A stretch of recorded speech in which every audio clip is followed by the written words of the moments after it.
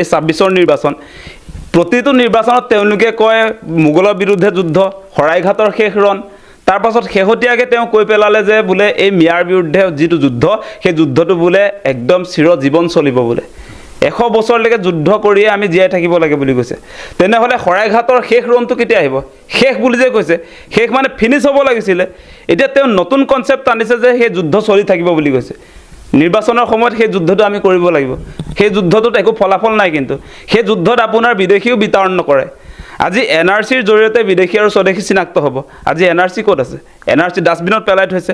অসমীয়া মানুহৰ জাতীয় সহমতত 1971 চনৰ 25 মাৰ্চৰ পাছত অহা যিবিলাক মানুহ চিনাক্ত হ'ব সেইবিলাক বিদেশী বুলি কৈছো আমি আৰু সেইটো বিতৰণৰ ব্যৱস্থা চৰকাৰেটো নকৰিলে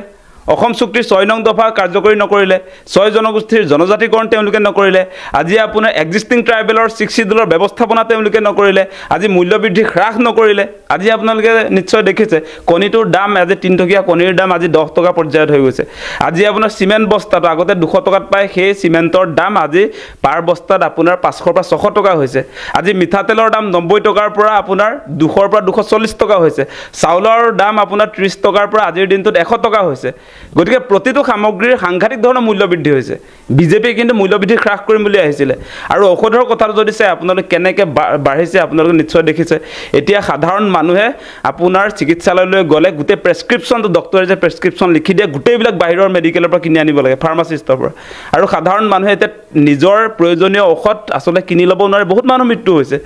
গতিকে এই মূল কথাবিলাক যে আলোচনা হ'ব নালাগে আমাৰ মনৰ পৰা যে নাইকিয়া কৰিব লাগে সেই কাৰণে তেওঁলোকে এই সাম্প্ৰদায়িক ৰাজনীতিটো কৰি আছে সেইবিলাক মানে নিৰ্বাচন আহিলে তেওঁ আপোনাৰ সেই ডায়লগ বিলাক আৰম্ভ কৰে সেই স্লোগান বিলাক আউৰাই থাকে